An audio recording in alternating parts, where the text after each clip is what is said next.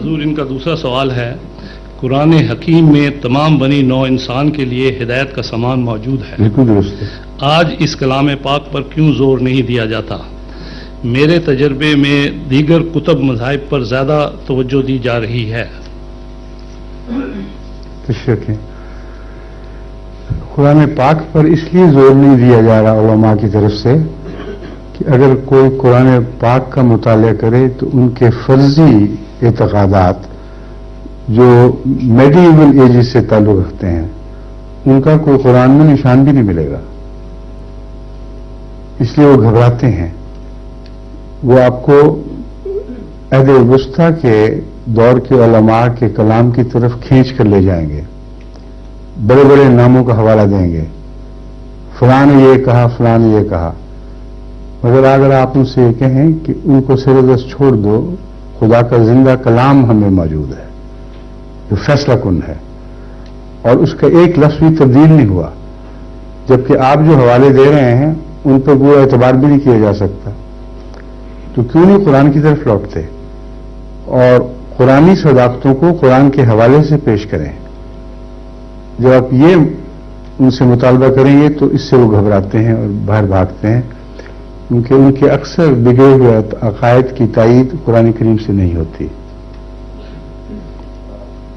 تھوڑا سا میرے دل میں مقصد ہاں فرمائیے، کھل کے بتائیں جی۔ کہ جب قرآن حکیم جو ہے ہاں یہ تو شروع آئیے آ جائیں، بالکل ٹھیک ہے۔ بسم اللہ۔ قرآن حکیم جو ہے خدا تعالیٰ کی طرف سے جو ہے پرووائڈ ہوا ہے آل مین کائنڈ ہیئر، اینڈ اس قرآن حکیم کے اندر اس کمپلیٹ کوڈ آف لائف ہے religions of thought, belief, perfect اور اردو میں مکمل ضابطہ حیات ہے، مکمل ضابطہ حیات۔ ٹھیک ہے۔ تو ہمیں جو ہے دیگر بکس جس کی میں ریسپیکٹ کرتا ہوں، دوسری کتابیں جس کی میں ریسپیکٹ کرتا ہوں، I am not denied for that, so why we believe on those book and create more thoughts and concept of the Quran is different. Jamaat Ahmadiyya کا موقف یہ ہے کہ قرآن کریم سے پہلے جتنی کتب آئی ہیں ان کو قرآن کے مطابق کتب قیمہ کہا جاتا ہے، اور وہ تسلسل میں قرآن تک پہنچتی اور قرآن کی تصدیق کرنے والی ہیں، اس لیے ہم ان کا حوالہ ہمیشہ اس وقت دیتے ہیں جب وہ قرآن کی تصدیق میں بولتی ہیں، جیسا کہ قرآن کا وعدہ ہے، اور یہ ثابت کرنا ہمارے لیے ضروری ہے۔ یہ حوالہ اس لیے ضروری ہے کہ بہت سے ایسے ہیں جو قرآن کو تو نہیں مانتے مگر ان کتب کو مانتے ہیں۔ جب ان کتب کے حوالے سے ہم قرآن کریم کا یہ دعویٰ سچا دکھا دیں کہ قرآن کریم کے حق میں وہ کتابیں بولی ہیں اور یہ آیات ہیں ان کتابوں کی جو اس کی تصدیق کرتی ہیں، تو یہ ان کو ہدایت کی طرف لانے کے لیے ضروری ہے۔ آپ نے بالکل رائٹ فرمایا۔ جو ڈفرنٹ آج کل کے معاشرے میں جو کانفلکٹس کریٹ ہو رہا ہے، میرا بلیو یہ ہے کہ it's not come from the Quran, is it different aspect of the book. آپ کا عقیدہ یہ ہے کہ یہ قرآن سے نہیں آیا، جی بالکل ٹھیک ہے، جی۔ لیکن آگے سوال کیا ہے؟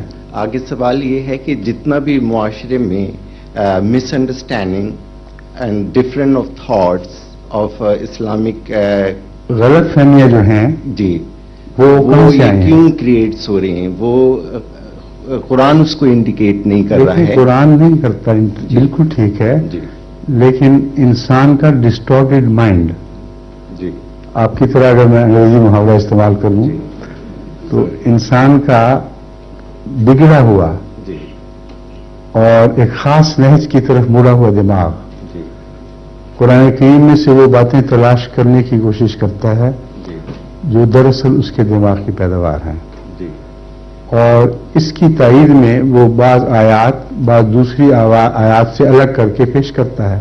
جی یہی وجہ ہے کہ سوچنے اور تحقیق کرنے والوں کے لیے ایک بہت بڑی مشکل کھڑی ہو جاتی ہے، جی کیونکہ وہ دیکھتے ہیں کہ جتنے بھی مسلمانوں کے طبقے ہیں یا فرقے ہیں وہ اپنی تائید میں کچھ نہ کچھ قرآن ضرور پیش کرتے ہیں، جی اور اگر وہ درست ہیں تو پھر قرآن درست نہیں رہتا، کیونکہ قرآن میں کنٹرڈکشن نہیں ہے، قرآن میں تضاد کوئی نہیں ہے.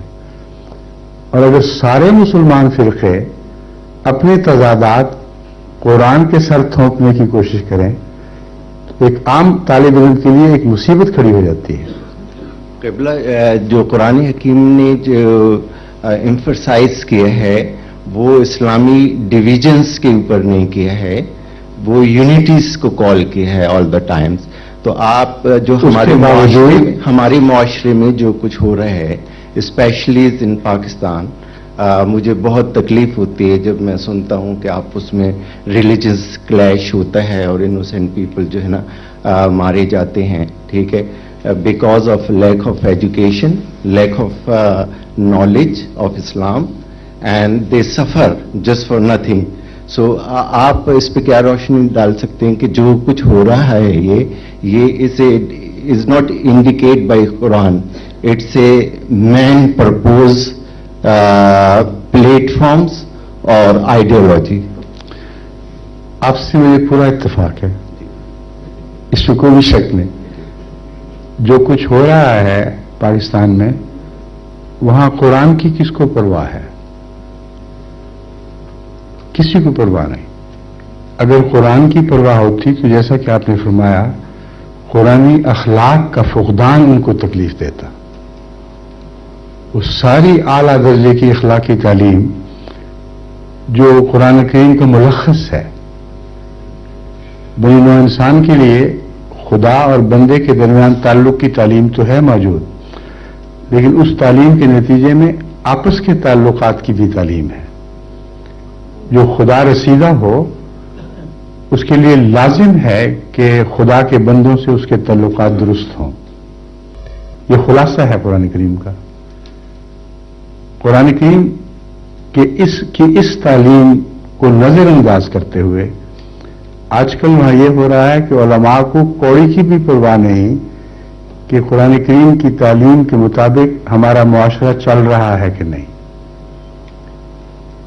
وہ قرآن کریم سے انصاف اور امن کے بجائے اگر کوئی استنباط کرتے ہیں تو یہ کرتے ہیں کہ فلاں شخص قرآن کے مطابق عمل نہیں کر رہا اس لیے اس کو گھر جلا دو، فلاں شخص ہمارے عقیدے کے مطابق نہیں چل رہا اس لیے اس کی جواب لوٹ لو.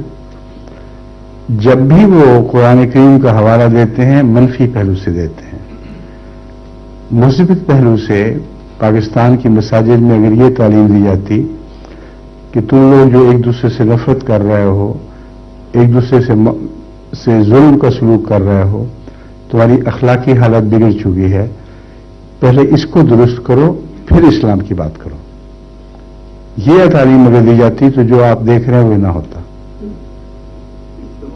مسلم جو ہے ہم لوگوں کو اس چیز پہ توجہ نہیں دینی چاہیے. یہ وائلنٹ کرتی ہے اسلامک آرڈرز کو، قرآنی کانسٹیٹیوشنز کو، یہ ٹوٹلی جو ہے نا کنڈیمڈ کرتی ہے. تو پھر ہم کس طرح سے بلیو کر سکتے ہیں، کس طرح سے ہمارا فیتھ مکمل ہو سکتا ہے جب ہم قرآن حکیم کی کانسٹیٹیوشنز کو وائلیٹ کریں. قرآن حکیم کبھی نہیں کہتا ہے کہ آپ وائلیٹ کریں اور پرووکڈ کریں دا main kind of the humanity. 100% اتفاق ہے. جو آخری نتیجہ آپ نے نکالا ہے مجھے 100% اتفاق ہے. جن کو اتفاق نہیں ان سے پوچھیں جا کے. شکریہ. ماشاء اللہ.